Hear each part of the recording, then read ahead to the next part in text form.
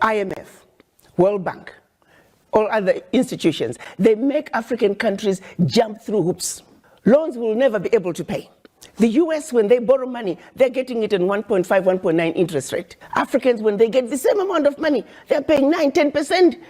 The people who don't need a break, they get a break. The ones who need a break, they don't get a break. The sheer survival of the World Bank, IMF, is based on the fact that African countries and many other developing countries do not succeed. It don't happen again.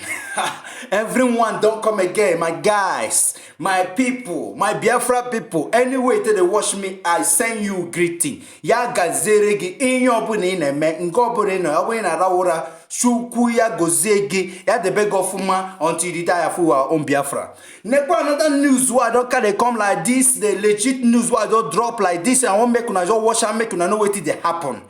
Make una IMF, World Bank, all other institutions, they make African countries jump through hoops. Loans will never be able to pay. The US, when they borrow money, they're getting it in 1.5, 1.9 interest rate. Africans, when they get the same amount of money, they're paying 9, 10%.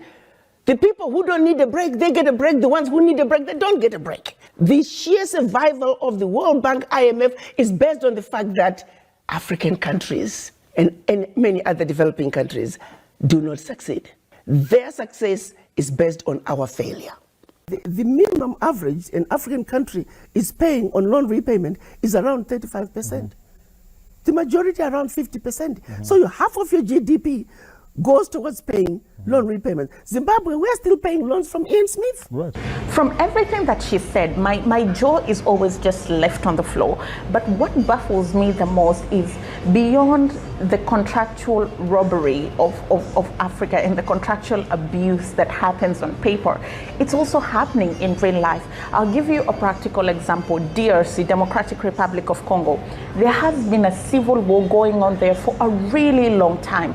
Now, I say this without fear or favor. DRC is one of the most wealthy African countries in terms of natural resources. Gold is there. They have timber. They have lithium. Recently they discovered electric charged stones there. So you can imagine the potential that that country has. And that country is always at war. Now, the anatomy of war, the dichotomy of war, somebody has to fund the war. If a country has been at war and there's a civil insurgence for 5 years, 10 years, where's the money to fund the war coming from? The multinationals who are stealing from Africa every day in broad daylight. I use an example of the DRC. If you ever fly very low over the DRC, you'll see tarmacs in the jungle. You'll see 747s flying into DRC, picking up minerals and flying right out. The same multinationals are responsible for arming young people and giving them MK16s. Because why? Their satellites in the skies are telling them where that village is. There are lots of diamonds. So what do? Arm young people, drag them up, and send them to go chop off a few heads. The rest of the village runs away, so they come behind and do their illegal mining. We black people must understand what is really going on. Because what we are shown instead is, oh, look at those Africans killing each other. There are some serious games that have been played in Africa for far too long. And once we understand that, we can strategize. And if you think the case in DRC is worse, then you haven't heard about what's happening in Francophone countries.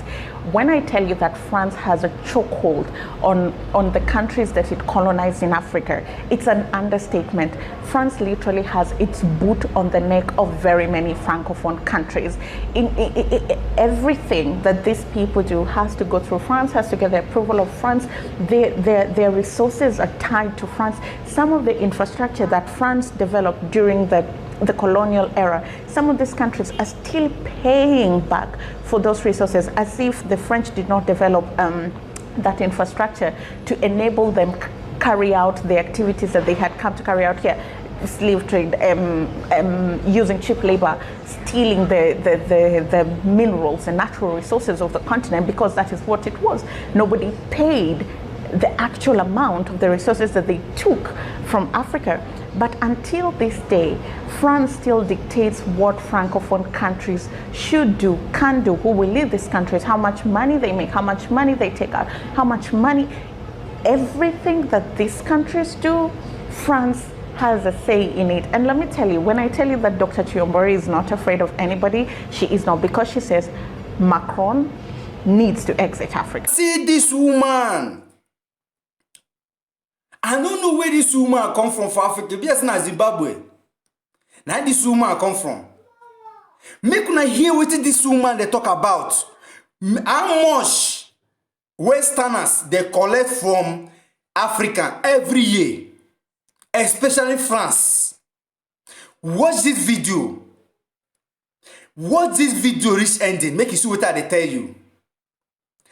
This woman pour a lot where we never. These countries are very capable of negotiating their own deals. Their funds don't have to go through the French central bank.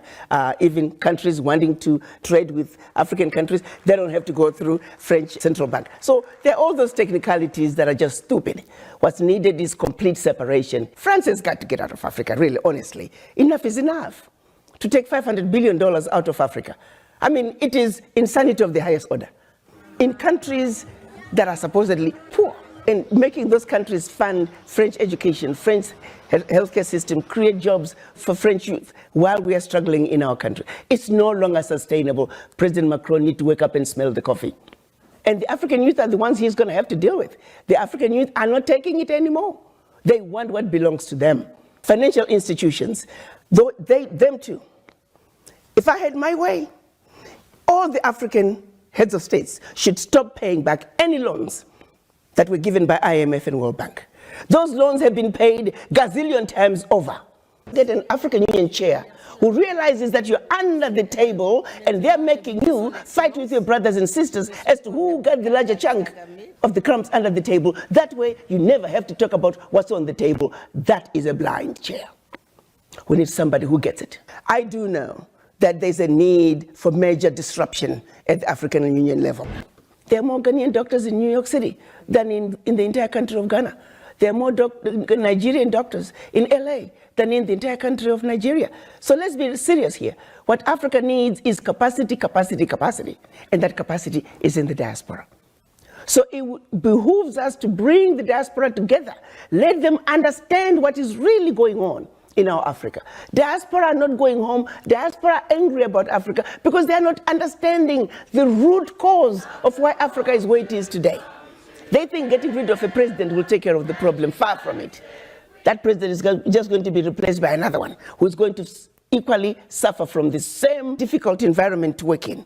So let's look at an Africa that must be free to take care of herself, an Africa that's free from exploitation from outsiders. Never even know. We only float on top of water, we don't know what it did down. Now we don't swim down. Questo è un bambino che lavora in una miniera d'oro in Burkina Faso. Il Burkina Faso è una delle nazioni più povere del mondo. Per il Burkina Faso, che ha l'oro, la Francia stampa moneta coloniale. In cambio pretende che finiscano nelle casse del tesoro francese il 50% di tutto quello che il Burkina Faso esporta. L'oro che questo bambino si infila in un cunicolo per tirare fuori finisce per lo più nelle casse dello Stato francese. Allora la soluzione non è prendere gli africani e spostarli in Europa, la soluzione è liberare l'Africa da certi europei che la sfruttano e consentire a queste persone di vivere di quello che hanno. Emmanuel Macron. Emmanuel Macron ci ha definiti vomitevoli, cinici, irresponsabili. E qui la stampa italiana a dire, hai visto che ha detto Macron, che siamo irresponsabili. Vergogna. Irresponsabili Emmanuel Macron sono quelli che hanno bombardato la Libia perché gli dava fastidio che l'Italia avesse un rapporto privilegiato in campo energetico con Gheddafi, esponendoci al caos migrazione nel quale ci troviamo. Cinici Emmanuel Macron sono i francesi che mandano la gendarmerie a rispedire indietro qualunque immigrato tenti di passare il confine a Ventimiglia. Ma soprattutto, perché le cose vanno raccontate come si deve, vomitevole è chi... Buono, che lo vuoi tu?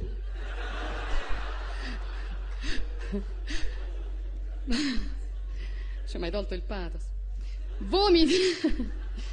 Vomitevole è chi, come la Francia, continua a sfruttare l'Africa stampando moneta per 14 nazioni africane sulle quali applica il signoraggio, facendo lavorare bambini nelle miniere, estraendo... To know what he did that down. Now make una watch am, make una use na eye see am and hear am by your ear, so that if una only of una we know say they join hand for this African people for no liberate themselves, remove your hand, because Africans don't wake up for any bad leader who want to put them on the struggle and suffering again. Poverty have to be gone. All these people are supposed to come to our country and be searching for greener pasture. Materie prime, come accade in Niger, dove la Francia estrae il 30% dell'uranio che gli serve a far camminare le centrali nucleari e il 90% dei nigerini vive senza elettricità. Non ci venire a fare lezioni, Macron, perché l'Africa scappa da voi e la soluzione non è spostare gli africani in Europa, è liberare l'Africa da certi europei. Non accettiamo lezioni. All these white people are supposed to come to our country, they search for greener pasture, because we get everything where they need. Everything where they take become person to them, and we make them. Watch this video and watch this woman and hear the wonderful speech where she they talk about.